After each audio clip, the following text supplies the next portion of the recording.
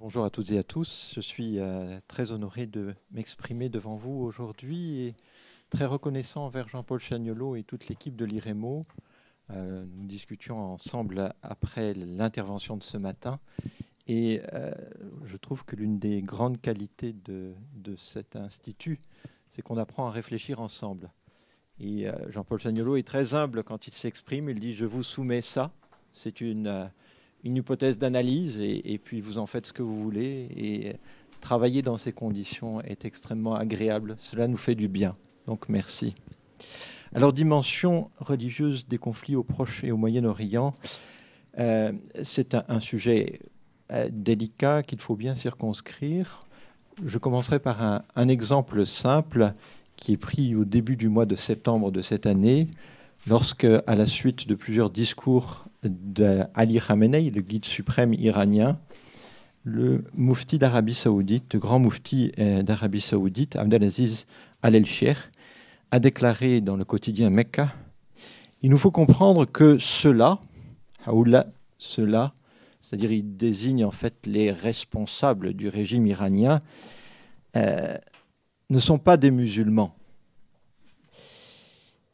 Ils sont des fils des mages, magus, c'est le terme qu'il a employé, donc des zoroastriens.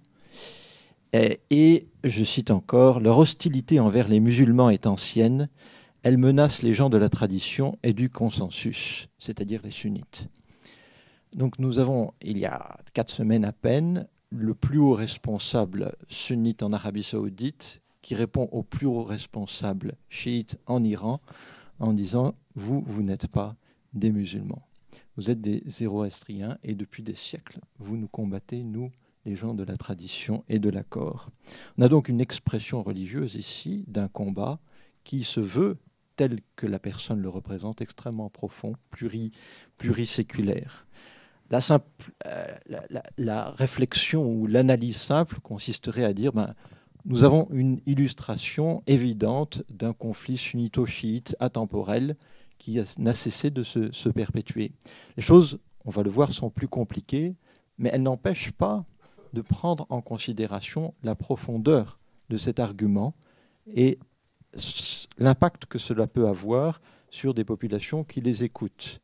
À la fin du Ramadan, encore une fois, le grand moufti d'Arabie Saoudite a appelé, a dit tout son mépris qu'il pensait des chiites. En général, ils emploient le terme pas shia, ils disent alafidin ou lafidoun, c'est-à-dire, et ils rajoutent athée en plus, mulhidoun, mulhidin, après, pour bien les situer hors de la sphère de l'islam. Et c'est toujours la plus haute autorité saoudienne ici qui parle. Je vais prendre quelques exemples pour vous donner une idée de la manière dont je distingue ce qui relève du religieux et ce qui ne relève pas du religieux, dans l'analyse que j'essaie de faire de la situation contemporaine. Quand la Russie de Poutine décide d'intervenir en Syrie, cela ne relève pas du religieux. Mais quand un haut responsable de l'Église orthodoxe russe dise « nous sommes dans une lutte sainte contre Daesh », on a un élément religieux. Quand Barack Obama dit « nous allons soutenir Israël avec 38 milliards de dollars pour 10 ans », on n'est pas dans un registre religieux.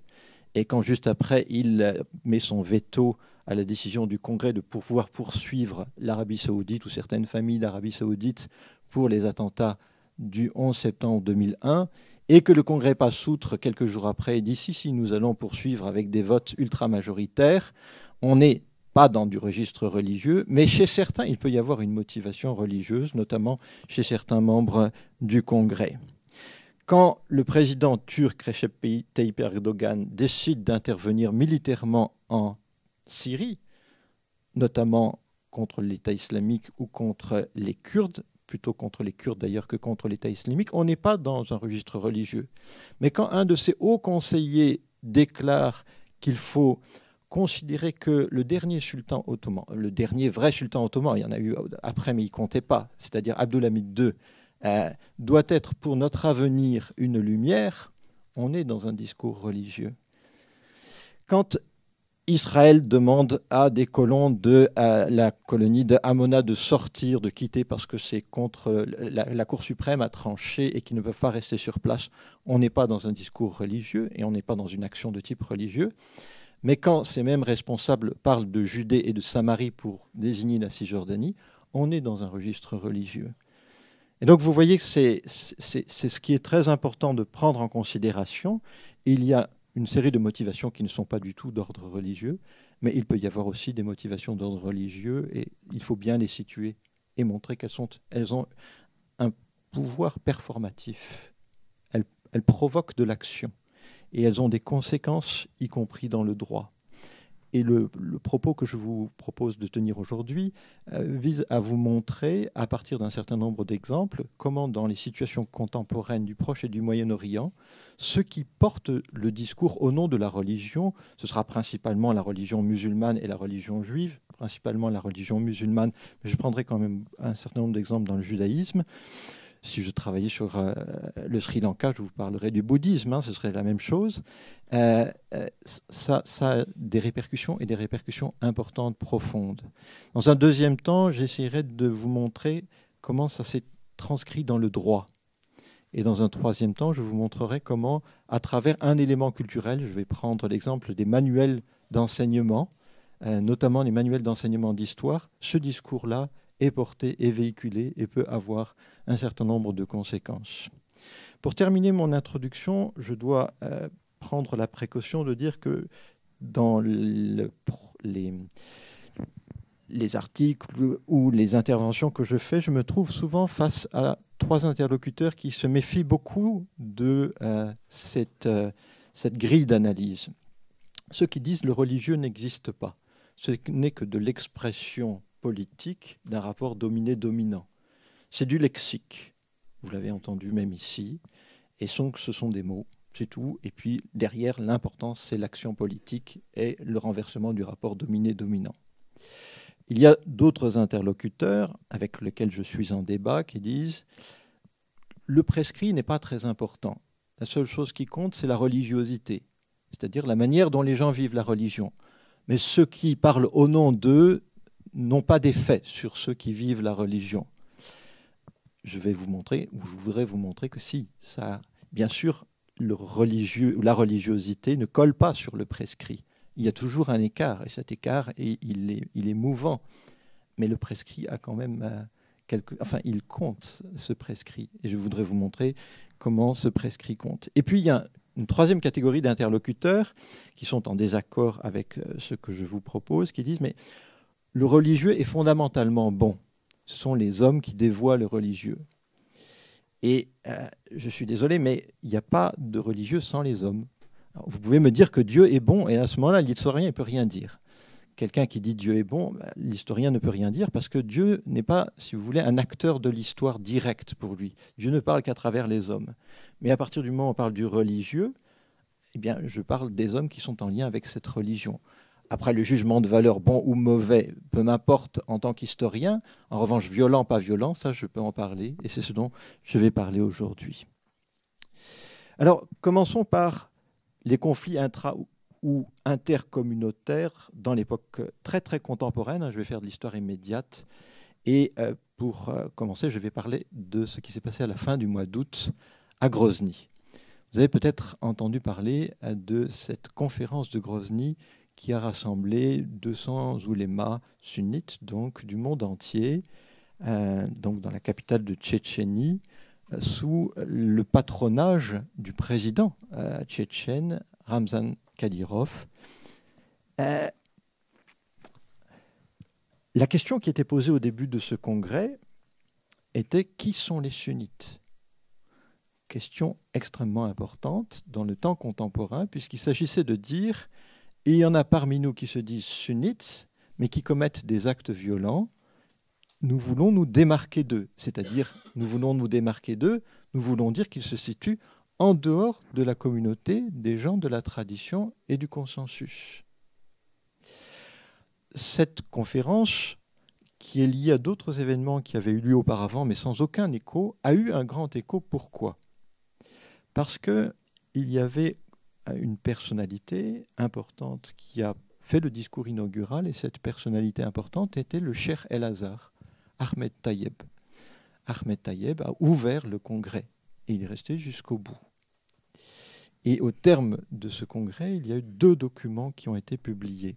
Une fatwa en russe et un document final dont on trouve en tout cas une version en arabe. Je n'ai pas eu accès au document final direct, mais on a accès à la version arabe et la fatwa en russe est traduite sur le site de l'IPRA. Donc vous pourrez demander les références. Et on a commenté ce document. Qu'est-ce qui est intéressant? C'est que dans la fatwa en russe, il a été dit en toutes lettres que les wahhabites n'étaient pas des gens de la tradition et du consensus.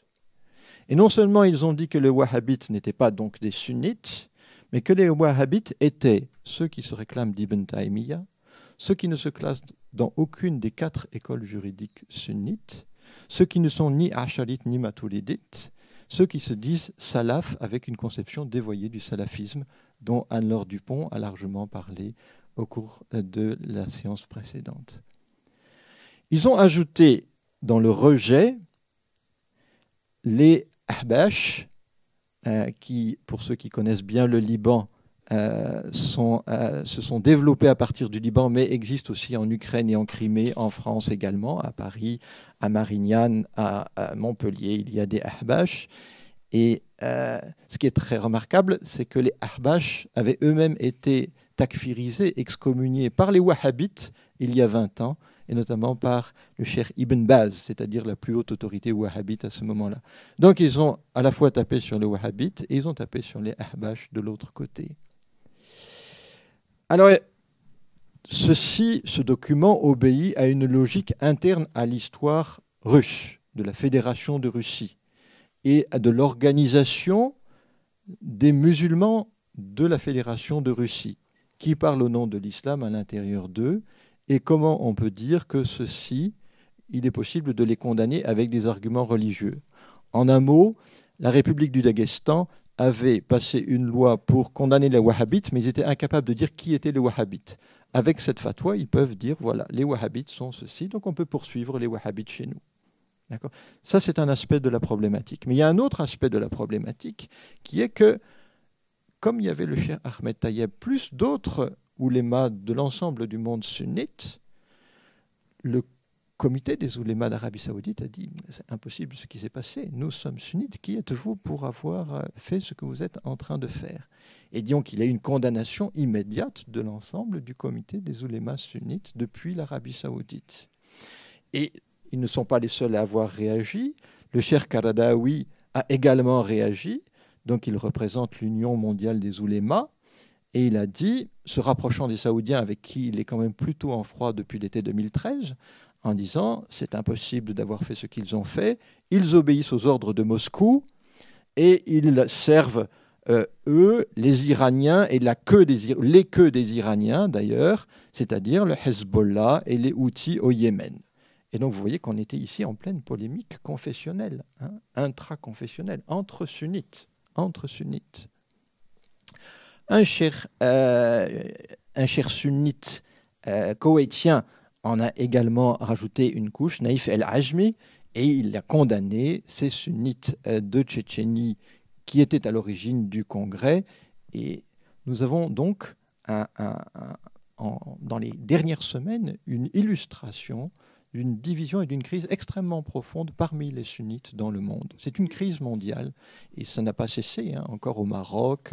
Il y a eu des échos à ce congrès. Mais les chiites ont repris également les éléments de ce congrès. Cette semaine, Hassan Nasrallah, le secrétaire général du Hezbollah, a fait un discours en disant « Voyez, les wahhabites sont les responsables de la dévalorisation de l'islam de l'image dans le monde. D'ailleurs, même les sunnites les ont condamnés comme étant non sunnites. » Et donc Nasrallah récupère la conclusion du congrès de Grozny pour dire que les wahhabites ne sont pas sunnites. Et que lui, son problème, ce n'est pas avec les sunnites, c'est avec les wahhabites. Voilà une nouvelle illustration de ceci. Alors, sur le conflit sunnito-chiite, ou plutôt la dimension sunnito-chiite des conflits au Proche et au Moyen-Orient, l'exemple du Hezbollah va me servir. Je ne peux pas tout traiter, évidemment, mais l'exemple du Hezbollah va me servir sur les 4-5 dernières années. Il y a 10 ans, dans le monde arabe très majoritairement musulman et majoritairement sunnite, le Hezbollah était présenté, avec des tensions au Liban même, mais en tout cas, était présenté comme un parti héroïque du monde arabe et du monde musulman. Face à qui? Qu'est-ce qui s'était-il passé durant l'été 2006? C'était la guerre contre Israël. Alors j'ai mis des réserves au Liban parce que le Hezbollah était critiqué dans la mesure où il avait demandé au printemps 2005 que les Syriens restent au Liban pour maintenir la paix. C'est la fameuse division entre le camp du 8 mars et le camp du 14 mars. Et que ceux qui étaient opposés au Hezbollah ont dit « vous êtes responsable de la guerre de l'été de 2006 ». Donc au Liban, les gens étaient divisés. À l'extérieur du Liban, en Égypte, il y avait eu de la part de Moubarak des critiques contre le Hezbollah, mais sinon, dans l'ensemble du monde arabe, le Hezbollah était un parti véritablement présenté comme un parti héroïque. Ce même parti, qui est donc également un groupe militaire et un État quasi dans l'État libanais, a, au printemps dernier, 10 ans plus tard, été classé par l'OCI et par la Ligue des États arabes comme une organisation terroriste. Comment en est-on venu là? Sinon, en considérant qu'on pouvait utiliser des arguments de type confessionnel pour le disqualifier aussi. Et ces arguments de type confessionnel ont joué notamment dans le contexte du conflit syrien.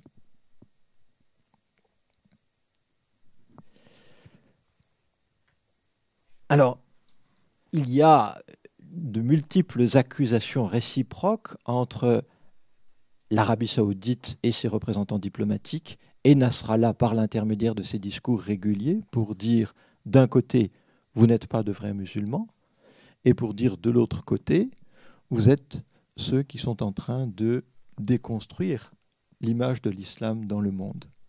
C'est vraiment depuis le printemps 2013, dans quasiment chacun des discours de Hassan Nasrallah, il cible les Saoudiens. Parfois, il ajoute les Qataris et les Turcs. Mais ce sont surtout les Saoudiens qui sont la cible principale. L'accord sur le nucléaire iranien, et vous voyez que là je sors du religieux, mais les deux sont intrinsèquement liés, a été un catalyseur de cette dissension sunnito-chiite dans le monde contemporain. Dès 2013, novembre 2013, il y a un préaccord. Et les Saoudiens sont extrêmement mal à l'aise avec ce préaccord entre le quartet et l'Iran, qui devient un accord plus durable à partir de l'été 2015. Pourquoi? Parce que les Saoudiens considèrent qu'il est insupportable que les Iraniens aient la possibilité, pour eux l'accord ne compte pas, mais de se doter rapidement d'une arme nucléaire. Ce qui a conduit les Saoudiens à se rapprocher d'un État qui est l'État repoussoir dans la région, y compris pour l'Égypte avec qui la paix a été faite en 1979, c'est-à-dire Israël. Le prince Walid Ben Talal, lors d'une interview sur CNN, il y a quelques mois, a dit de manière très claire, en tant que Saoudien, l'Iran est pour nous un ennemi beaucoup plus important qu'Israël. Et depuis le printemps dernier, les Saoudiens ont publiquement fait des rapprochements, on a des images de rencontres, etc., avec les Israéliens. Ce qui me ramène à Nasrallah. Nasrallah dit « je n'existe ». Il ne dit pas tout à fait comme ça, mais il dit « moi, Hezbollah, j'existe dans la lutte contre Israël, qui occupe une terre musulmane, qui occupe des lieux saints musulmans, et mon but est de rendre cette terre aux Palestiniens, c'est-à-dire aux musulmans. Al-Quds étant un lieu saint musulman. En face de moi, mon ennemi, c'est le groupe israélo-états-unien, américain. Et depuis des années, je vous dis que les Saoudiens sont dans l'affaire. J'ai la preuve, avec ce rapprochement entre l'Arabie saoudite et Israël, que les Saoudiens sont liés au complot américano-sioniste. Et ils ne sont pas des bons musulmans. Et donc la géopolitique qui se mêle ici à l'argument religieux. D'accord ? Que vient faire, et c'est le troisième temps de mon première partie, que vient faire ici Al-Qaïda et Daesh? C'est-à-dire comment positionner ces deux groupes, Al-Qaïda et Daesh. Je ne vais pas refaire toute l'histoire de Al-Qaïda. Vous la connaissez sans doute, et puis il y a déjà eu plusieurs interventions ici. Je voudrais insister sur le fait que Al-Qaïda est né à partir d'une matrice idéologique communo-wahhabite, d'une condamnation d'une position étatique de la famille Saoud. C'est à partir du moment où les Saouds ont accepté sur leur sol, en 90-91, de manière massive, des troupes états-uniennes, qu'il y a des habitants d'Arabie Saoudite qui se sont dit impossible qu'il y ait des koufars sur le sol sacré d'Arabie Saoudite, même pour le défendre. Et Ben Laden a nourri ce discours-là et a développé ça en disant les Saouds ont trahi. À partir du moment où ils ont accepté que les États-Unis viennent sur le sol sacré d'Arabie Saoudite, ils ont trahi. Ça ne veut pas dire qu'idéologiquement, ils soient en opposition avec le wahhabisme. Ça veut dire qu'il dit que les Saouds ont trahi au nom d'un État-nation dont on a parlé ce matin, c'est-à-dire des intérêts d'un État-nation. Il ne dit pas État-nation, il dit d'une famille qui s'est corrompue, tout simplement. D'accord ? Mais idéologiquement, c'est la même matrice. Et Daesh vient de Al-Qaïda, vous le savez également. Ce qui est remarquable, c'est que dans ce conflit qui a une dimension sunnito-chiite et qui s'est focalisé sur le cas syrien et irako-syrien même, puisque pour Daesh, la frontière entre la Syrie et l'Irak ne compte pas, c'est une non-frontière, c'est une création occidentale. Il y a en amont des acteurs sunnites qui ont eu un rôle extrêmement important. Dès le printemps 2012, il y a de la part des oulémas sunnites des appels au djihad contre Bachar el-Assad et ceux qui le soutiennent. Donc on utilise du côté de certains oulémas sunnites le référentiel religieux pour dire il faut faire le djihad contre eux. Printemps 2012. Un an plus tard, en mai 2013 et en juin 2013, Qaradawi joue un rôle clé. Qaradawi, donc personnalité centrale éminente dans le monde sunnite contemporain, déclare d'abord dans un discours qu'il faut s'appuyer sur la fatwa d'Ibn Taymiyyah qui a décrit les Nusayri, c'est-à-dire les Alaouites, comme akfar, plus mécréants que les Juifs et les chrétiens. On est donc bien dans une représentation religieuse du conflit syrien, des sunnites qui sont persécutés par une communauté, les Alaouites, plus mécréantes que les chrétiens et les juifs, que les juifs et les chrétiens. Un mois plus tard, il participe à l'organisation d'un congrès au Caire. Nous sommes à quelques semaines de la chute de Morsi, mais là, ils ne le savent pas. Nous sommes donc en juin 2013 au Caire, et dans ce congrès-là, il y a un des membres du congrès qui appelle au djihad contre Bachar, ses alliés, par l'engagement de la personne, nafs, par l'argent, el-mal, et par les armes, silah. C'était un appel clair au djihad. C'est le printemps 2013. Daesh apparaît après, juste après, émerge juste après. Et ils ont la piste ouverte. C'est-à-dire ils ont des oulémas sunnites en amont qui leur ont ouvert la piste pour dire mais oui, nous menons bien un djihad contre Bachar el-Assad pour la cause. La cause parce que ce sont des sunnites, des gens de la tradition et du consensus qui sont en jeu. Et il en va de même pour Al-Qaïda qui s'est fait déborder par Daesh qui en émane. Le front An-Nusra, représenté par Al-Julani, tient le même discours. C'est un djihad contre Bachar et ses alliés. Et nous avons eu des interviews de Al-Julani, notamment une interview fameuse de Al-Julani sur Al Jazeera, qui dit « Je me bats jusqu'au bout pour le renversement de Bachar el-Assad, mais c'est un combat jusqu'au bout contre Hezbollah aussi. » Et Hezbollah a répondu, c'est-à-dire Nasrallah a répondu, en disant « Nous menons une guerre existentielle. Si nous devons mourir la moitié d'entre nous dans ce combat-là, Nasrallah parlait, nous allons mourir la moitié d'entre nous. Si les 3/4 d'entre nous, nous devons périr dans ce conflit-là, nous périrons pour les 3/4 d'entre nous, pour que le quart subsistant vive dans l'honneur et la dignité. »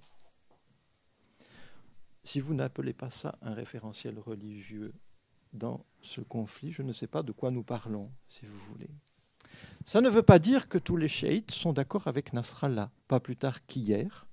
Dans le cadre du conflit et de la bataille d'Alep, dont Jean-Paul Chagnollot a parlé ce matin, et de ce qui se passe de manière dramatique à Alep aujourd'hui, des chiites libanais ont fait un manifeste dans lequel ils ont dit, je vais citer,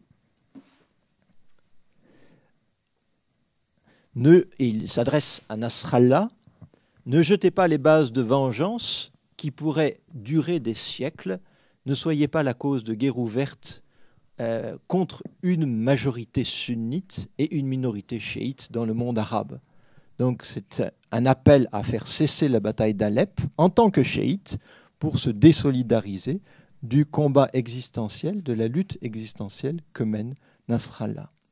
Je conclus donc ma première partie en vous disant, j'espère vous avez montré qu'il y a une véritable dimension religieuse dans ce conflit, que cette dimension religieuse ne peut se résumer à un conflit sunnito-chiite, qu'il y a des divisions également entre sunnites et, je viens de l'indiquer, des divisions entre chiites aussi, mais que c'est extrêmement profond. Je voudrais prendre la problématique sous un autre angle maintenant, qui est celle du droit, et vous montrer qu'il y a une extrême importance du référentiel religieux dans la transformation du droit depuis une 50aine d'années dans le monde arabe, majoritairement musulman. Replaçons-nous dans les années 60. Dans les années 60, Jean-Paul Chagnollot a dressé le tableau. Anne-Laure Dupont a indiqué ce qui, sur le plan intellectuel, comme concept et référence, pouvait être présent au moment des indépendances, années 50, années 60, et nous n'étions pas du tout dans la même configuration dans le rapport sunnito-chiite. Bien au contraire. À ce moment-là, des savants, des hommes de religion sunnites et des hommes de religion chiite essayaient de se rapprocher. Quelques exemples. À El-Azhar, on a envisagé et commencé même à mettre en application l'ouverture de une 5e voie, c'est-à-dire la possibilité d'enseigner l'école ja'farite à El-Azhar même.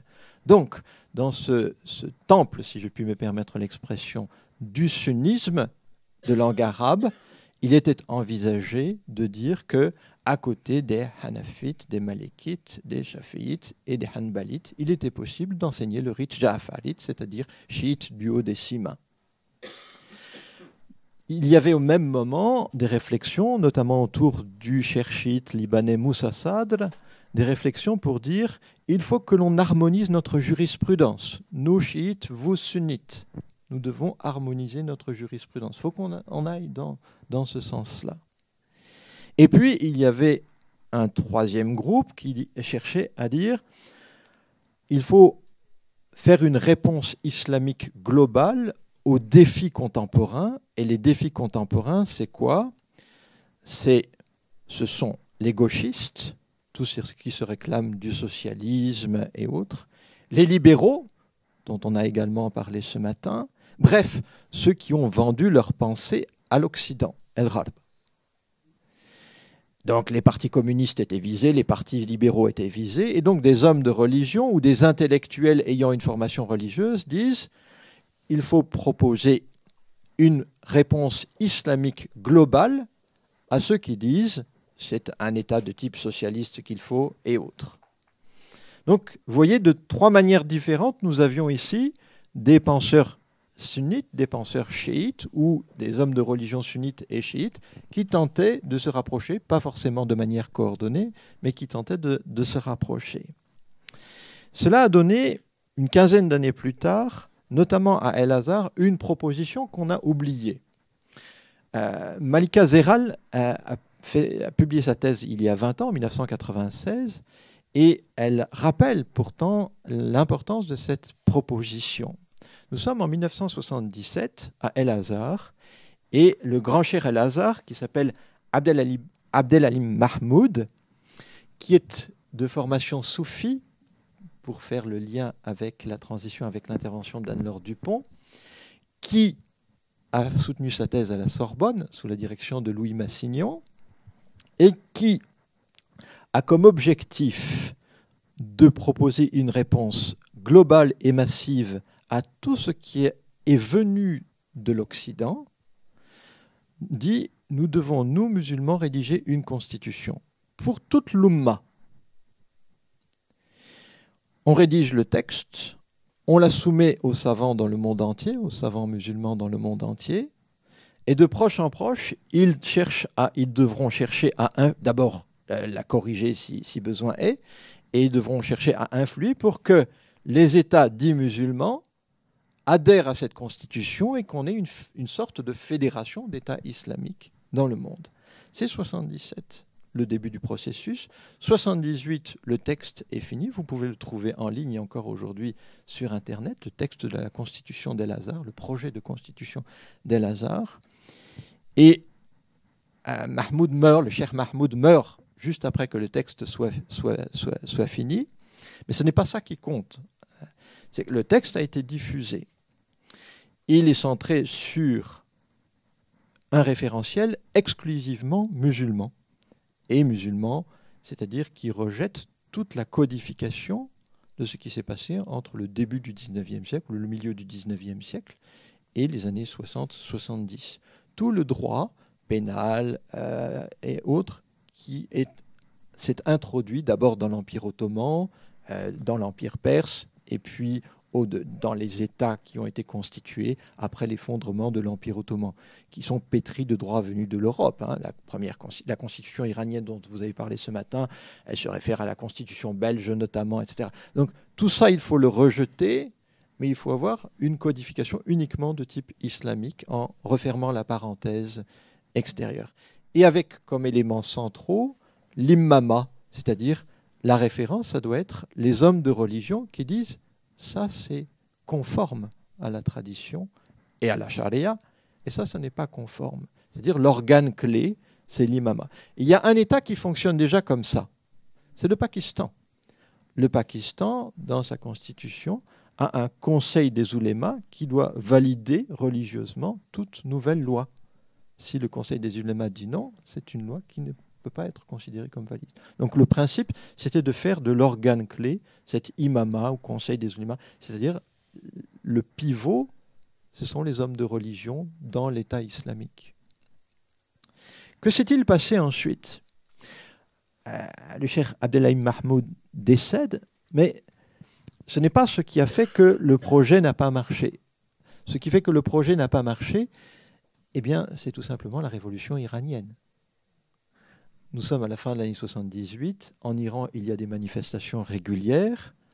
Le Shah d'Iran, qui était ici, dans la région parisienne, suit les événements de très près, s'allie avec une partie de la gauche iranienne. Le Shah est renversé, il quitte l'Iran. Khomeini retourne en Iran au début 79, et dès le printemps 79, il y a rédaction d'une constitution, une constitution islamique, adoptée par référendum. Et quel est le nœud de la constitution iranienne? C'est le wali el-faqih, c'est-à-dire le juriste théologien. Et ça, pour un sunnite, mais c'est pas possible. On ne peut pas donner le cœur du pouvoir à un juriste théologien chiite qui représente l'imam en son absence. Donc vous voyez qu'à quelques mois de distance, il y avait un projet de constitution islamique qui devait valoir pour tous, et quelques mois plus tard, on a une révolution qui conduit à une constitution qui se veut islamique, mais qui est une constitution islamique avec un caractère chiite prononcé. Même si, je tiens à le souligner, il y a des savants chiites qui sont contre la conception du wali el-faqih proposé, enfin pas proposé d'ailleurs, imposé par Khomeini. Tous les chiites, tous les savants chiites ne sont pas d'accord. Mais ceux qui ne sont pas d'accord, ils sont en maison de résidence, ils meurent bientôt, etc. Ils n'ont plus voix au chapitre.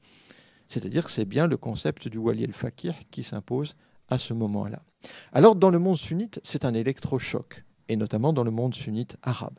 Certains sont fascinés.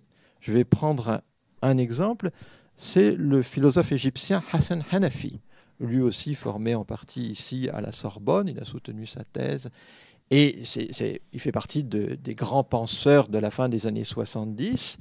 Il est absolument fasciné par la réussite de Khomeini, parce que c'est une réussite sans l'aide de l'URSS et sans l'aide des États-Unis. C'est vraiment c'est de la revivification interne, pour reprendre les termes de tout à l'heure. C'est-à-dire, nous, musulmans, on est arrivés à s'imposer face aux deux grands de l'époque, en tant que musulmans. Et il fait traduire en arabe, et il diffuse en langue arabe, les écrits de Khomeini qui étaient en persan, notamment le royaume du Doct, etc. Et il promeut la révolution islamique iranienne en Égypte, et enfin, il entend la promouvoir. Ça ne marche pas. C'est le courant dit du gauchisme islamique qui n'a pas pris à ce moment-là. Et vous voyez déjà les prémices de cette division sunnito-chiite, alors qu'il y avait, dans les années 50 et 60, des convergences. Et cette division n'a cessé de s'accroître depuis. Parce que pour les autres autorités sunnites, il est inacceptable, encore une fois, que le cœur du pouvoir soit laissé à un savant chiite qui représente l'imam caché, ce qui ne veut rien dire pour un sunnite, l'imam caché. D'accord ? Et donc il y a un désaccord fondamental là-dessus. La conséquence, c'est que le projet de constitution de 77-78 est ramené à d'autres proportions. Et dans les années 80, vous avez 3 déclarations des droits de l'homme en islam. Une à l'UNESCO, une à Dhaka, au Bangladesh, et une, la plus importante, au Caire, en 1990. Et il s'agit, toujours dans le même projet, de dire, nous, musulmans, et particulièrement nous, savants musulmans, sunnites ou chiites, nous sommes capables d'avoir une manière de concevoir les droits de l'homme qui soit pas la même que celle qui a été imposée par les colonisateurs, néocolonisateurs, ex-colonisateurs européens, occidentaux d'une manière générale. Donc les 3 déclarations des droits de l'homme en islam, ou déclarations islamiques des droits de l'homme, suivant les textes sachant, l'expression change, elles s'inscrivent dans cette continuité-là. D'accord ? Et c'est une contre-proposition confessionnelle à la Déclaration universelle des droits de l'homme de 1948. Et puis il y a un autre travail qui est fait à l'intérieur de la Ligue des États arabes. Et cette fois-ci, qui aboutit en 1996, lorsque, de manière unanime, après certes bien des débats, tous les ministres de la justice s'accordent sur un référentiel unique pour le droit pénal dans le monde arabe, y compris la pénalisation de l'apostasie et l'application des hudud. Pas dans les modalités, mais en tout cas la référence aux hudud, c'est-à-dire aux peines islamiques, couper la main du voleur, etc., etc. Nous avons ici donc une deuxième conséquence de ce projet, mais à échelle réduite. Ce n'est pas une constitution islamique pour l'ensemble du monde musulman, mais c'est un droit pénal qui doit servir de référence pour l'ensemble des États du monde arabe. Mais il n'y a pas d'accord entre les États ou au sein des États pour les modalités d'application. Au Soudan, qui fait partie de la Ligue des États arabes, on a exécuté quelqu'un qui a été considéré comme un apostat. En Tunisie, on n'exécute pas quelqu'un pour apostasie, mais on peut le mettre en prison, on peut le contraindre à l'exil, vous voyez, il y a un écart entre ce qui peut se passer au Soudan et ce qui peut se passer en Tunisie. Reste que le référentiel est unique pour tous dans le cadre de la Ligue des États arabes. Vous voyez la différence entre le référentiel et les modalités d'application ici.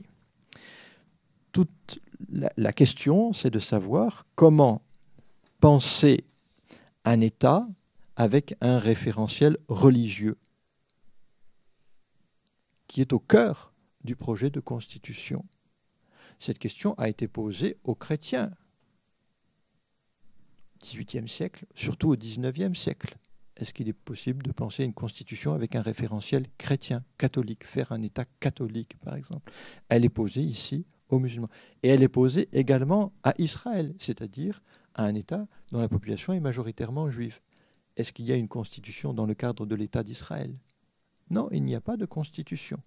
Précisément parce que, notamment les membres des partis religieux ont dit notre constitution ne peut être que la Torah ou en lien avec la Torah, et donc nous ne faisons pas de constitution, ne nous accordons pas sur une constitution. Il y a eu un projet de constitution en 2000 avec Ehud Barak, mais qui n'a pas été accepté, qui aujourd'hui est discuté dans une commission, c'est-à-dire qu'en fait, il est oublié.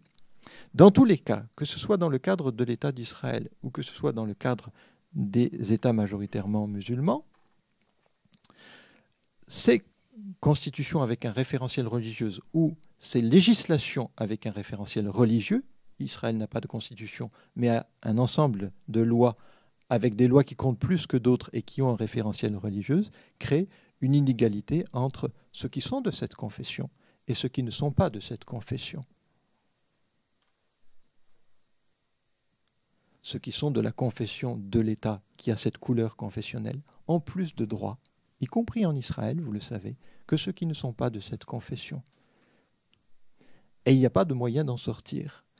Les Israéliens discutent, alors certains disent nous sommes un État juif et démocratique, mais il y en a d'autres qui disent nous sommes un État juif ou démocratique. Il faut qu'on choisisse. Ou bien on est un État démocratique, ou bien on est un État juif. Mais on ne peut pas être les deux. Et dans le monde majoritairement musulman, la même problématique se pose. Est-ce qu'on est un État islamique ou démocratique? Mais on ne peut pas être un État islamique et démocratique. Ça ne fonctionne pas. Le référentiel religieux porte de la discrimination, de l'inégalité par lui-même. D'accord? Il y a 3 ans, j'étais à un colloque à Aix-en-Provence et j'ai interrogé précisément un collègue, professeur émérite de l'université hébraïque de Jérusalem, sur cette question des droits de l'homme dans le cadre de l'État d'Israël. Il m'a répondu extrêmement clairement. Il m'a dit, je cite, « Dans le cadre d'Israël, la défense de la perpétuation du peuple juif prime toujours les droits de l'homme. » Donc nous avons ici une réponse explicite d'un collègue universitaire en poste dans le cadre d'Israël. Dernier temps, il me reste combien de minutes? 10 minutes. Dernier temps, je vous ai dit, après avoir vu un peu le religieux dans l'espace politique et géopolitique, puis vu comment dans le champ du droit, la parole religieuse avait des conséquences, mais des conséquences très concrètes. Je voudrais vous montrer comment ça se joue dans le champ culturel.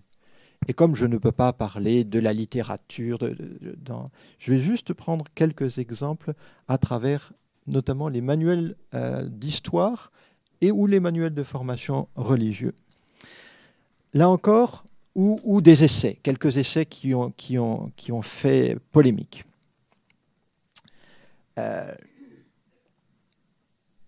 En 2010, en Israël, un essai est sorti qui s'intitulait « La Torah du roi ». Peut-être vous en avez entendu parler de cet essai, « La Torah du roi ». Ce sont 2 rabbins, Yosef Elitzur et Itzhak Shapira, qui étaient les co-auteurs de cet essai-là. Et ce qui se passe est extrêmement intéressant. Pourquoi? Parce qu'ils ont utilisé le corpus rabbinique pour essayer d'expliquer comment, dans le cadre d'un conflit, des lois de la guerre permettaient de tuer, y compris les enfants, contre les ennemis des Juifs. Alors ça a fait du bruit, il y a eu des arrestations, et notamment des auteurs, de ceux qui les soutenaient. Des rabbins ont dit « nous ne sommes pas d'accord avec le contenu et l'interprétation ». D'autres ont dit « on n'est pas forcément d'accord, mais vous ne pouvez pas arrêter ces personnes-là parce qu'ils parlent au nom du corpus rabbinique ». Vous voyez le raisonnement qui est très très important pour la démonstration qui est la mienne. Il y a eu arrestation et finalement, ils ont été relaxés, précisément au nom de ce motif-là. Le motif de l'arrestation, c'était de dire c'est la haine de l'autre. On ne peut pas appeler à tuer. Mais comme c'était fait dans le cadre du référentiel rabbinique, ça ne pouvait plus passer sous le coup de la même loi. D'accord? Donc là, on a un exemple concret de l'influence du discours religieux ou du caractère particulier du discours religieux dans le cadre d'un État, comme le cadre de l'État d'Israël ici. Je vais prendre maintenant un autre exemple qui va vous montrer la prise de conscience de certains acteurs de cette problématique dans le monde majoritairement musulman.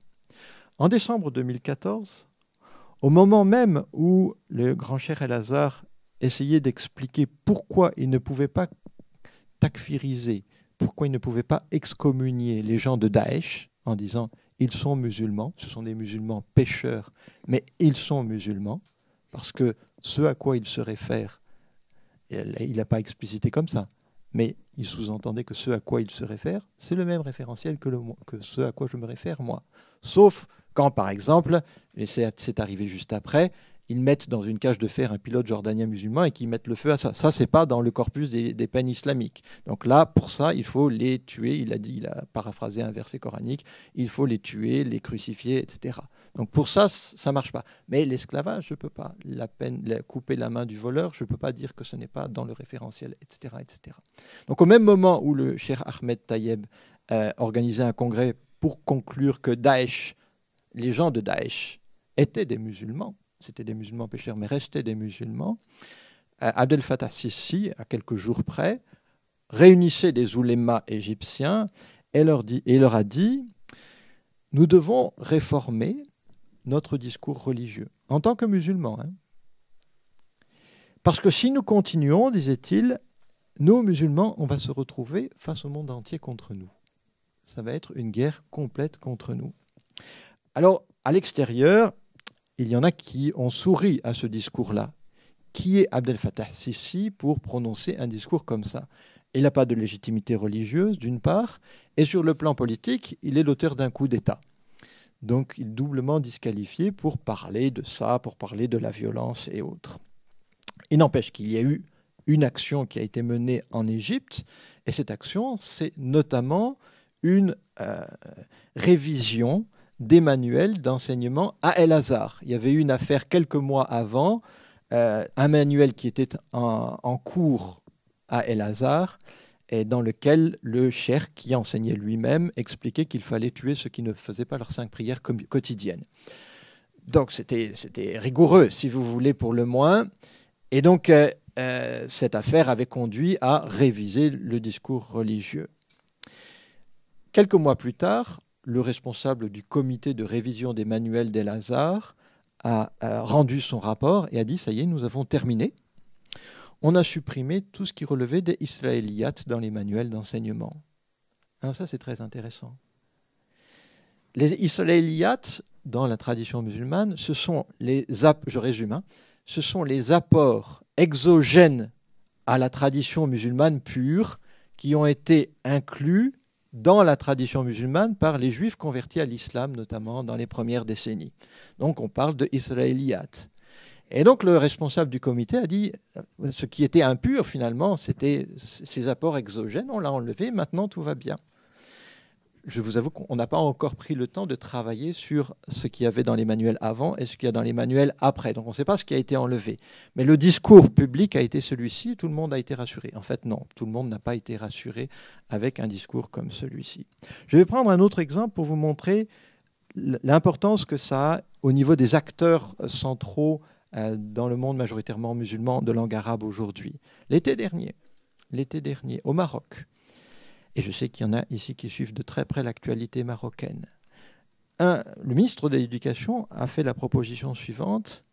Nous sommes confrontés à un encouragement à la violence à travers notre propre système éducatif, dans les références que nous donnons à nos enfants, à nos adolescents. Il faut donc qu'on fasse du ménage.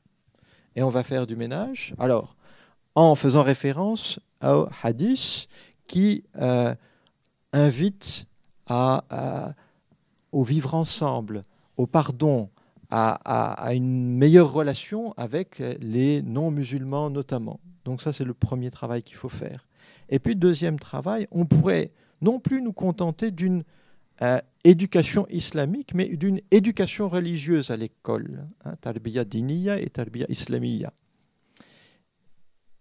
Immédiatement, réaction des oulémas en disant non, non, non, non. On conserve éducation islamique, parce que si on fait éducation religieuse, on va leur apprendre des choses qui sont en dehors de l'islam. Et ça, c'est dangereux pour nos enfants. Et donc, ça a été remis en question, et ça n'est pas passé. Il y a eu une mobilisation forte là-dessus. Ce que je veux vous montrer par là, c'est quand même ça bouge. Comme l'a dit Anne-Laure Dupont, c'est pas du tout figé. Hein. Il y a un vrai travail, une vraie réflexion et une conscience d'une urgence à l'heure actuelle de toutes ces questions-là. Comment ça se concrétise dans les manuels scolaires? Si je reprends mon exemple du contentieux sunnito-chiite que j'ai relativisé, hein, je ne refais pas ma première partie ici. Si on prend les manuels d'histoire au Maroc, on ne voit aucune trace du passage des chiites et des khalijites dans les tout premiers siècles de la présence musulmane au Maroc. C'est comme s'ils n'avaient jamais existé. Donc, quand on parle des chiites, c'est forcément des musulmans autres. Ils ne peuvent pas avoir appartenu à l'histoire marocaine. C'est encore plus frappant en Égypte. En Égypte, les élèves ou ceux qui ont été élèves au bouddhisme et qui ont lu après, qui ont fait des recherches après, qui se sont simplement informés, on dit, mais quand je suis passé à l'école, on ne m'a jamais dit que les Fatimides étaient chiites. C'est 2 siècles, hein, 2 siècles de dynastie fatimide au Caire. On ne m'a jamais dit, à aucun moment, que les Fatimides étaient chiites. Je rappelle qu'en mai-juin 2013, il y a des chiites qui ont été massacrés au Caire, parce que l'Égypte est un pays sunnite. Ad-Dawla sunniya. Hein? C'était un argument des plus hautes représentants de l'État à ce moment-là. Donc ça a des conséquences immédiates. Qu'en est-il en Iran? Maintenant, on prend un autre exemple dans le cas iranien. Alors c'est plus complexe dans le cas iranien. Quand on regarde les manuels d'histoire, je vous résume ici un colloque qu'on a organisé, on va publier les actes, qui est vraiment passionnant pour comprendre ce qu'on enseigne aux enfants à travers les manuels d'histoire. Une toute petite parenthèse, il y a évidemment toujours un écart entre ce qu'il y a dans le manuel, ce que l'enseignant enseigne et ce que l'élève retient. Hein, d'accord, on a 3 choses. Donc, ne me faites pas dire ce que je n'ai pas dit. Ce n'est pas parce que c'est dans le manuel que c'est exactement ce qu'il y a dans la tête de l'élève. Hein. 25 ans d'enseignement me font prendre beaucoup de recul par rapport à ça. Bref, ce qu'il y a dans les manuels d'histoire en Iran, ce sont 2 éléments extrêmement précieux pour comprendre ce qui se joue. D'abord, le moment de passage à l'islam de la population iranienne, c'est une acceptation. Les Iraniens ont accepté l'islam. On ne parle pas de bataille, on ne parle pas de défaite, mais les Iraniens ont accepté l'islam. Ça, c'est très, très intéressant de souligner ce point. Et puis, il y a ensuite l'autre élément le plus significatif, tout ce qui peut signifier une distance entre sunnites et chiites n'apparaît pas, c'est voilé. La population iranienne, au passage, c'est 80 à 85% de chiites, mais ça veut dire 10 à 15% de sunnites quand même en Iran. Donc il faut compter avec ce groupe démographiquement minoritaire en Iran.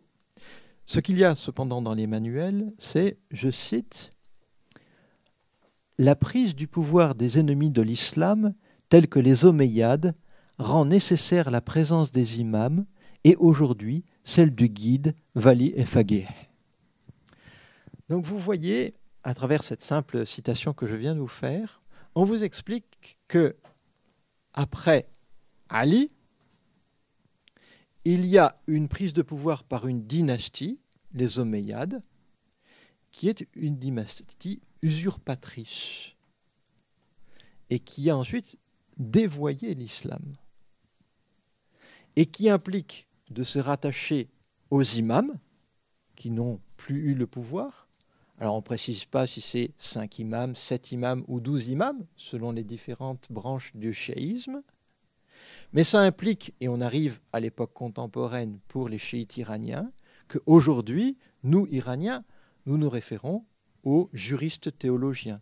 En arabe, Wali el-Faqih, en persan, je ne prononce pas bien, Wali el-Faqih, c'est-à-dire c'est lui qui représente la véritable autorité musulmane.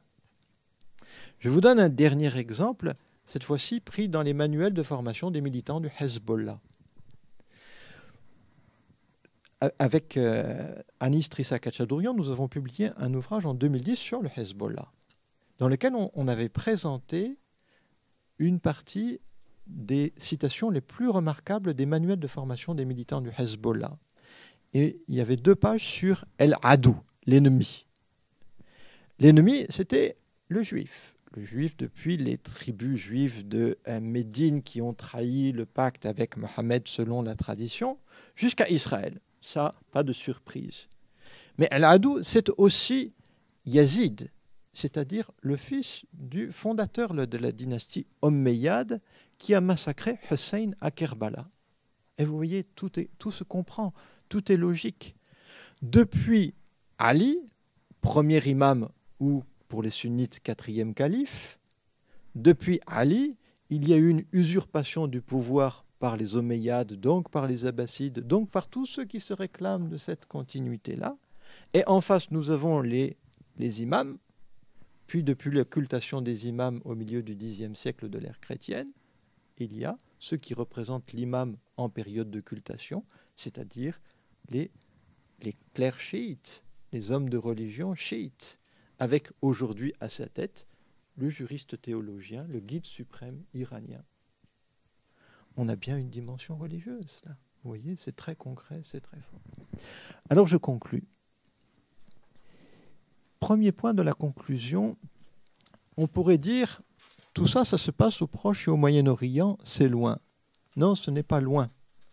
Je pourrais vous donner et vous faire tout un topo sur l'écho de tout ce que je viens de vous dire dans les sociétés de l'Union européenne, et en France en particulier.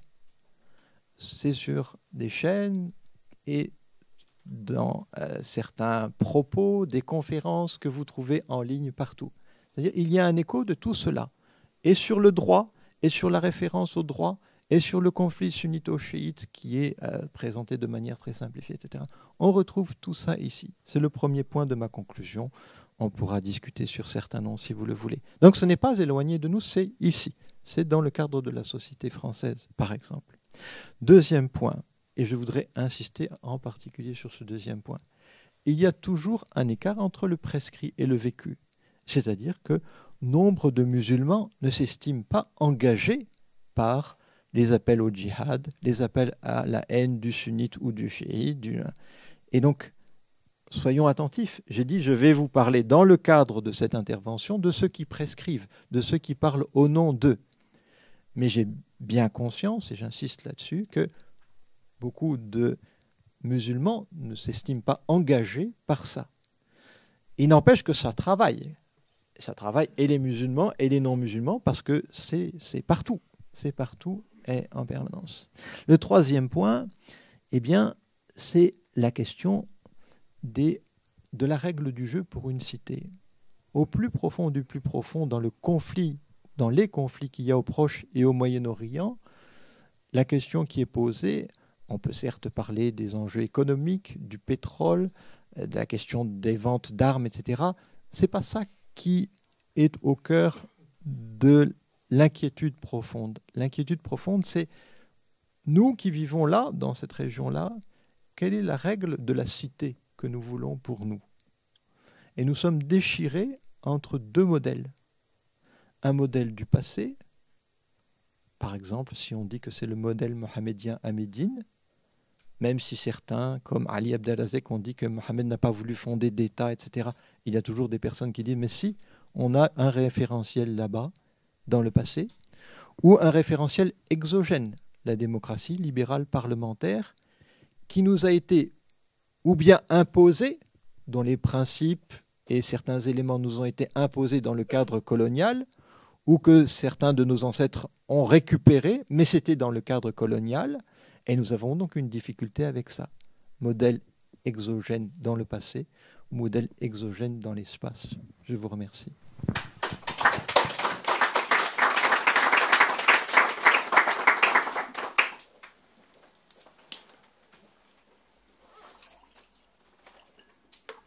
Bien, les questions sont ouvertes.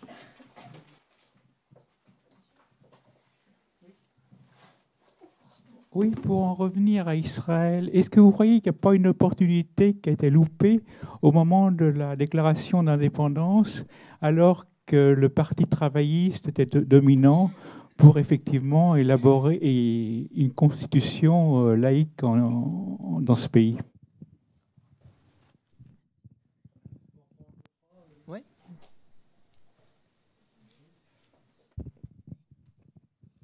Merci beaucoup pour Yannis. Je suis très heureux d'assister à cette conférence. Alors, je m'appelle Karim, je suis égyptien, je suis juriste dans une association de droits de l'homme et j'ai quelques points qui... alors, votre analyse, elle est très profonde, mais je vois qu'il y a quelques facteurs qu'ils n'ont pas pris en compte. Peut-être avant, dans les débats, dans la journée, je viens d'arriver, mais pour faire très bref, je vais vous donner quelques exemples. Par exemple, M. Ahmed Al-Taïb, qui est de l'Azhar en Égypte, il a aussi sorti de fatwa de tuer des autres Égyptiens en 2013 en marchant avec le Sisi pour essayer de justifier des actes politiques. Aussi, pour les manuels scolaires, en Égypte aussi, des questions politiques, comme par exemple la vente par l'Égypte, par les autorités égyptiennes, sans droit des îles égyptiennes, Tiran et Sanafir. Elle a été changée aussi dans les manuels scolaires. Aussi en Israël, j'ai beaucoup travaillé sur la liberté d'association en Israël. Il y a beaucoup de choses qui sont universalistes. Ça veut dire que des associations israéliennes qui travaillent pour des questions de responsabilité individuelle, des personnes qui ont commis des violations des droits de l'homme, ils sont réprimés en Israël aussi, par à la fois des références religieuses ou des références de trahison. Alors, je pense que c'est très important de mettre ça, mettre ça dans un contexte que depuis 50 ans, dans la région, on balance entre un fascisme religieux et un fascisme militaire.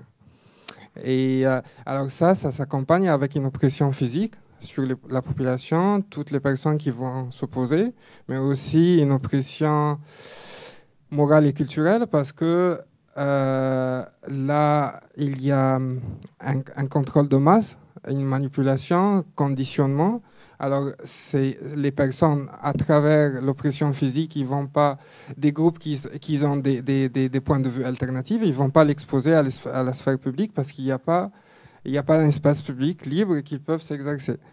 Alors, aussi, ces références religieuses qui sont toujours très proches. Ça veut dire que M. Karadar, il était très proche des frères musulmans, Taïeb, il était proche de Sisi, et vous allez trouver toujours comme ça. Ça veut dire qu'eux, ils utilisent des références religieuses pour justifier des actes politiques à des personnes qui, quelle que soit leur relation. Alors, peut-être qu'elle n'est pas financière, elle n'est pas question, on ne sait pas, ils ont des relations très étroites. Alors ça empêche qu'il y a comment dire, un mouvement qui pourrait s'exposer à l'espace public pour pouvoir exposer d'autres idées, et aussi il y a un mouvement qui pourrait proposer des autres manières d'interprétation.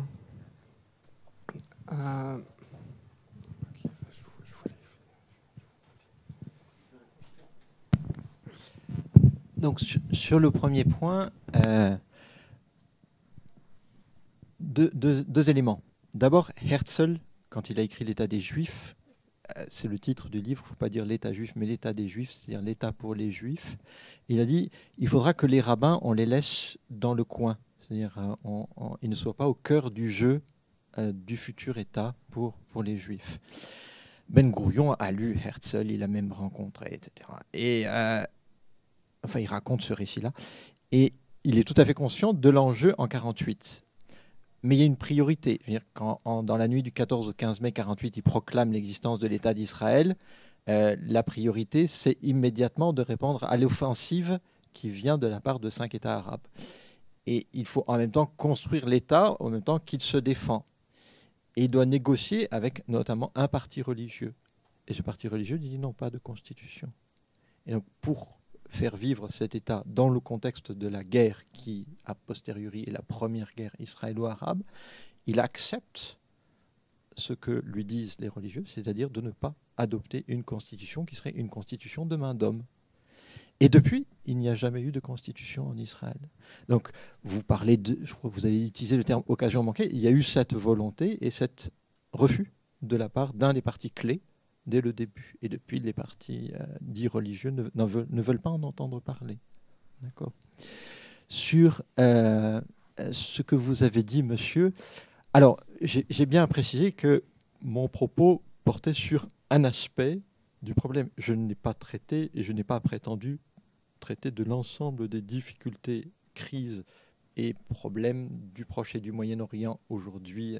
J'ai dit juste, voilà, je vais essayer de vous montrer pourquoi, dans ces difficultés, ces crises et ces guerres ou violences, il y a une dimension religieuse. Je suis tout à fait d'accord avec vous que des gouvernements, par exemple celui qui est présidé par Sisi, a utilisé El-Azhar pour justifier un certain nombre de ses actes, notamment après l'été 2013. C'est très clair. Je suis également d'accord avec vous pour dire que la population égyptienne, depuis surtout 1954-56, plus encore, balance entre un pouvoir autoritaire tenu par les militaires et une contre-proposition qui est une contre-proposition où le religieux est au cœur de la contre-proposition. Ça veut dire que des savants religieux doivent l'emporter dans cette contre-proposition. Et que ceux que vous représentez, vous, ont très peu d'espace entre la proposition ou le régime autoritaire militaire et un régime de type autoritaire religieux. Vous avez très peu d'espace. L'exemple qui me vient à l'esprit, c'est lorsque Kardawi est revenu au Caire, après des années d'exil, et qu'il a fait cette prédication sur la place Tahrir. Si mes souvenirs sont bons, vous allez peut-être me corriger, mais il y a Wagdi Roneim, qui était un des héros du soulèvement du 25 janvier, qui a voulu prendre la parole, et à ce moment-là, on lui a dit non, voilà, c'est pas possible, c'est pas ton tour, ce n'est pas à toi de parler, c'est au tour de Kardawi. Et ce jour-là, on a vu comment un acteur majeur du soulèvement contre Moubarak était mis de côté par un acteur religieux qui venait du Qatar et qui disait « Nous avons mis à bas Pharaon ». Donc, vous voyez, je vais dans votre sens, je ne le dis pas avec vos mots. Je préfère ne pas employer les termes fascisme et autres parce que ça va... Mais je comprends très bien ce que vous voulez dire. Après, pour ce qui relève d'Israël, bon, c'est... oui, il y a, au nom de la sécurité de l'État, mais j'ai cité les propos, parce que ça me semble être plus fort, de ce collègue de l'université hébraïque de Jérusalem, qui dit le principe de la perpétuation du peuple juif en Israël prime toujours les droits de l'homme. C'est-à-dire, s'il y a une menace là-dessus, les droits de l'homme passent après.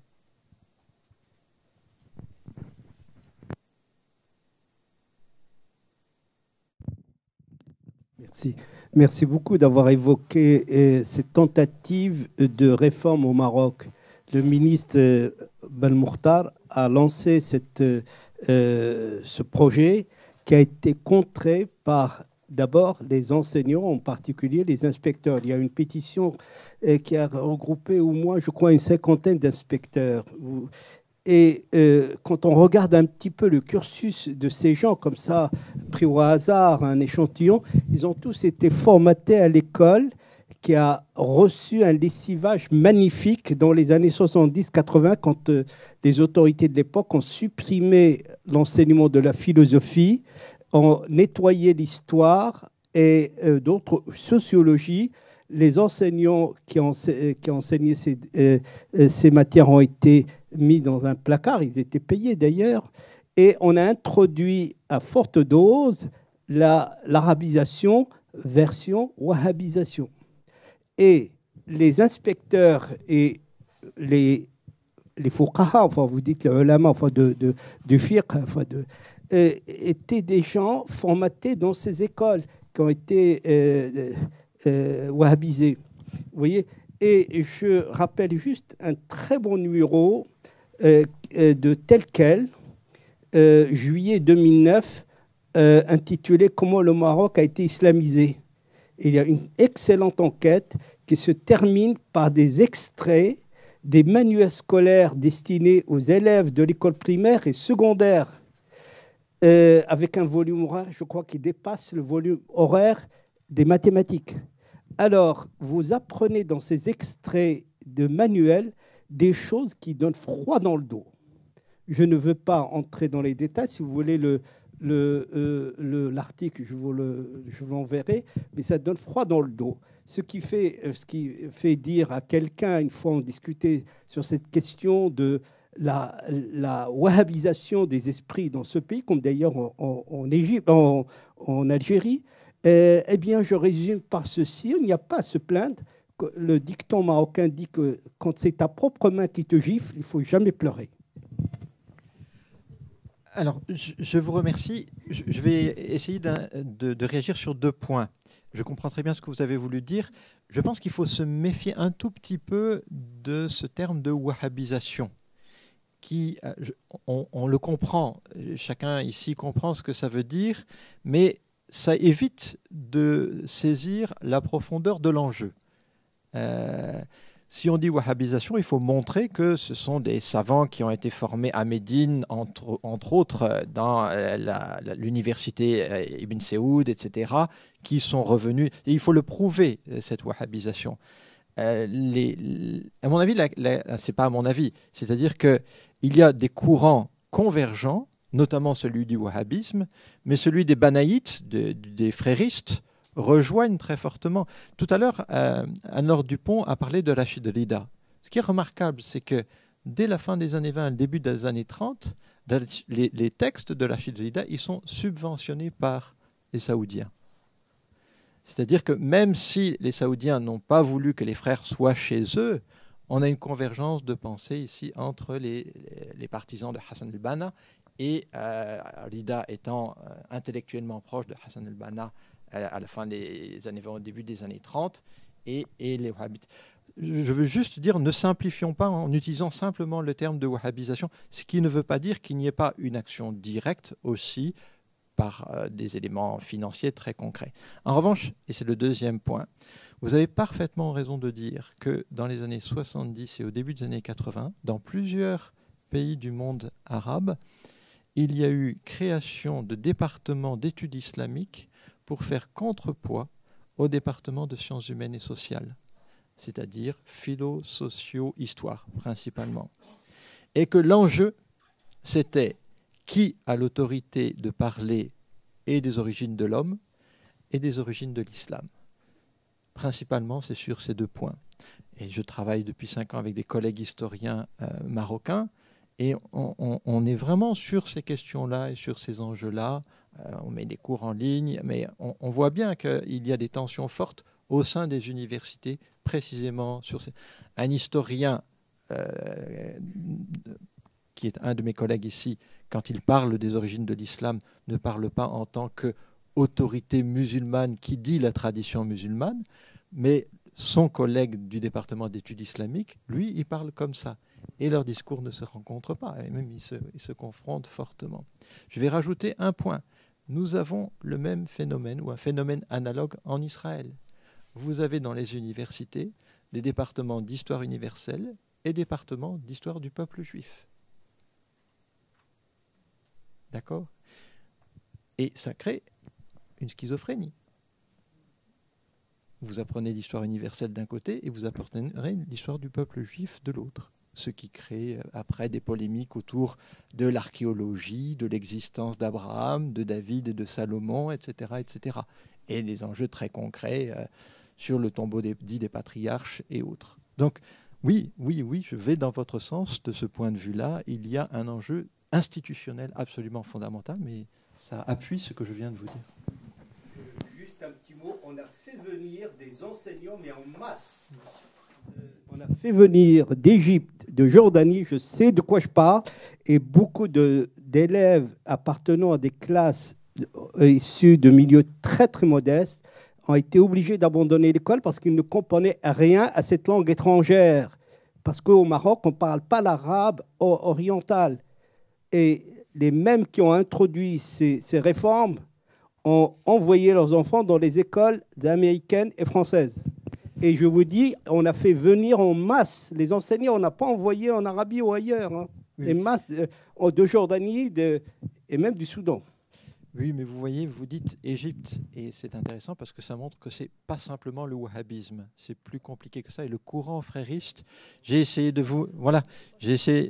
montrer également dans un article comment la pensée frériste ou banaïste prend le dessus à El-Azhar à la fin des années 50 et au début des années 60. C'est par l'intermédiaire du cheikh El-Bahi, entre autres, et derrière le cheikh Sha'arawi, le cheikh Ghazali, Kardawi sont des héritiers de ce basculement au sein d'Al-Azhar vers la pensée frériste.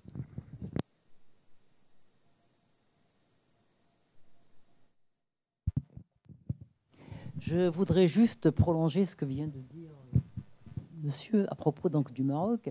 C'est que l'islamisation de l'enseignement ou son arabisation, 62 d'ailleurs, après la révolution iranienne, il ne faut pas l'oublier, avait aussi pour objectif de neutraliser les départements de sciences humaines pour couper l'herbe sous les pieds des marxistes et de la gauche. Oui, ça a été un élément politique très très important. Hein. Donc voilà, je voulais. Voilà. Je suis entièrement d'accord avec vous, et c'est le cas en Égypte également.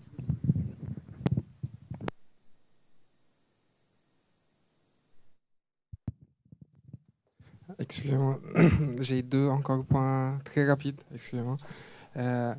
Alors, d'abord, sur deux points que vous avez traités dans votre intervention. Alors, vous avez parlé des groupes qui sont des groupes qui utilisent des groupes extrémistes à base religieuse qui utilisent la violence, comme Al-Qaïda et Daesh.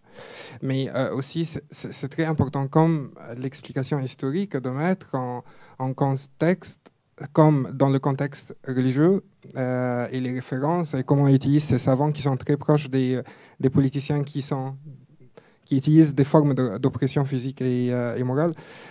Aussi, ces groupes, ils étaient, par exemple, en Égypte, c'est quelque chose qui est ancré dans la vie des gens qu'il y avait beaucoup des Égyptiens et l'État elle-même égyptienne, elle avait aidé à que des personnes y partent en Afghanistan pour combattre dans les rangs de Qaïda pour être contre l'Union soviétique. Et beaucoup des armes russes qui étaient avec l'Égypte, elles étaient transférées avec l'aide des États-Unis aux combattants de Al-Qaïda pour que ça ne se voyait pas que Al-Qaïda ait des armes américaines, mais l'Égypte, c'est elle qui l'avait transféré.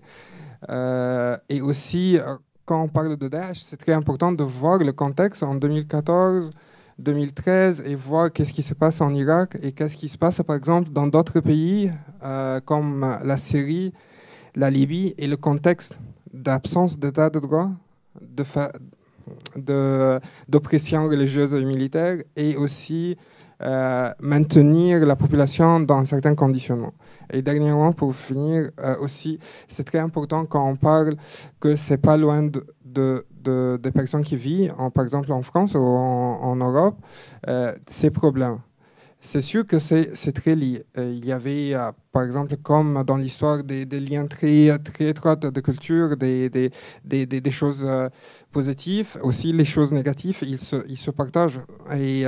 Mais c'est très important de prendre en considération que la question de vente d'armes, c'est une question de très importante. Et vente d'armes au sens plus large, l'appui à des dictateurs ou des oppresseurs religieux ou militaires, ça ancre et ça renforce des zones de tension. Dans ces zones de tension, vous allez trouver que les questions économiques et sociales ils vont être mis à côté. Et alors, vous allez trouver un contexte où il y a de la violence, il y a les personnes qui n'ont pas accès à un espace public pour échanger leurs idées, et ils sont très pauvres parce qu'ils ont été, ils n'ont pas leurs droits sociaux et économiques, et ils vont être proies à des réseaux qui travaillent sous terre et qui utilisent l'absence de l'espace public en disant que c'est eux qui peuvent les attirer pour combattre toutes les injustices. Et pour finir, c'est très important quand on parle d'état de droit et de lien entre l'Europe et le Moyen-Orient, et de parler sur des références religieuses ou démocratiques. Aussi, quand on parle des droits de l'homme, il faut être cohérent. On ne peut pas donner par exemple, maintenir des ventes d'armes à l'Arabie Saoudite. Ça, c'est juste un petit exemple. Et l'Égypte avait, en cassant toute cohérence des questions d'État démocratique ou des valeurs de droits de l'homme. Ça veut dire que c'est très contradictoire de maintenir des régimes autoritaires. Et aussi, ça a besoin d'une prise de conscience ici aussi. Parce que, par exemple, en Égypte, on souffre de ça. Bien. On souffre parce que, par exemple, les voitures qui étaient utilisées pendant la révolution par la police égyptienne, elles étaient faites en Italie et en France. Je réponds à certains éléments ici. Qu'il y ait un écart entre ce que fait, par exemple, un gouvernement comme le gouvernement français et le discours qu'il tient, c'est une évidence. C'est une évidence pour tous. Un haut responsable français disait récemment, on ne va pas, je cite, on ne va pas laisser la part du gâteau, c'est-à-dire du gâteau des pétrodollars saoudiens, uniquement aux Américains et aux Anglais. Donc on leur vend des armes. D'accord ? Donc on est dans le cynisme le plus total, c'est-à-dire que voilà un État, l'Arabie Saoudite, dont la France sait exactement ce qu'il fait, mais parce qu'il paye 1 milliard de dollars ou 3 milliards de dollars pour les armes vendues par l'Arabie Saoudite au Liban. C'est l'Arabie Saoudite qui paye les armes du Liban dans un gros contrat qui a été signé. Eh bien, c'est fait, et c'est fait en dehors de toute considération de type moral ou de politique à moyen et long terme. Oui, 3 fois oui, il n'y a pas à dire autre chose là-dessus. Donc c'est un point très important. Après, je voudrais qu'on ne simplifie pas non plus trop les choses. Vous avez parlé de Égypte, Afghanistan, armes, Al-Qaïda. Al-Qaïda n'existait pas pendant la guerre en Afghanistan de 80 à 89. Al-Qaïda est constitué après. Donc il ne faut pas tout mélanger non plus pour dire on a un gros ensemble ici. Le troisième point de votre intervention me semble très important. Vous dites, du fait des contradictions, notamment des puissances européennes ou occidentales, je vais mettre cette expression occidentale entre guillemets, et entre ce qu'ils font, notamment vendre des armes, soutenir des régimes autoritaires, depuis Bachar el-Assad jusqu'à d'autres, et ce qui se passe réellement sur le terrain et du discours qu'ils tiennent, les populations sont dans une situation qui est dramatique parce qu'elles peuvent revendiquer des principes qui viennent ou qui sont portés par ces États-là, mais si ces États sont en contradictoire avec eux-mêmes, quel crédit leur accorder ? Oui, mais c'est le cas depuis la période coloniale. Et c'est véritablement ces idées de liberté, d'égalité, etc., ont été introduites dans le cadre de la colonisation par des autorités qui étaient contradictoires avec elles-mêmes au moment où elles les imposaient. C'est vraiment le cas. C'est une réalité également du terrain. Reste que ce ne sont pas uniquement pour ces raisons-là ou pour des raisons de pauvreté économique que l'on peut avoir recours à la violence au nom de la religion, ou que l'on peut choisir d'adopter un modèle religieux autoritaire. L'exemple le plus frappant à l'heure actuelle, c'est le sultanat de Brunei. Le sultanat de Brunei est tenu par un des hommes les plus riches du monde. Et il n'y a pas eu d'occupation soviétique, il n'y a pas eu d'occupation états-unienne, il n'y a pas eu de... En 2014, ils ont dit, nous allons appliquer la charia chez nous. D'accord ? Et il ne manque pas de ressources, le sultan de Brunei. Donc ici, on a une déconnexion avec les questions économiques et sociales ou géopolitiques et le choix d'une solution religieuse. Et mon propos aujourd'hui, c'était de dire, oui, on peut comprendre les conflits au Moyen-Orient avec la clé géopolitique, avec la clé des inégalités socio-économiques. Mais ces deux clés ne suffisent pas. Il faut également prendre la clé religieuse, sinon on passe à côté du cœur du problème. Et votre propos me permet de clarifier ça.